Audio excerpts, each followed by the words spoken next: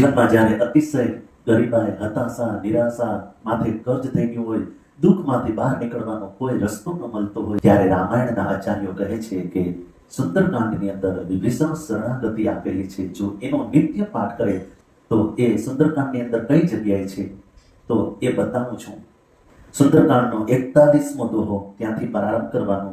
રામ સત્ય સંકલ્પ પ્રભુ સભા કાલ બસ તોરી, મેં રઘુવીર શરણ અબ જામ દેહુ જની ખોરી, ત્યાંથી પ્રારંભ કરવાનો અને 49મો દોહો છે ત્યાં સુધી. જો સંપત્તિ શિવ રામ નહીં, દિન હિ દિયે દસમાત, સોઈ સંપદા વિભીષણ નહીં, સકુચી દીન હિ રઘુનાથ, ત્યાં સુધી 41 થી પ્રારંભ કરી અને 49મો દોહો ત્યાં વિરામ.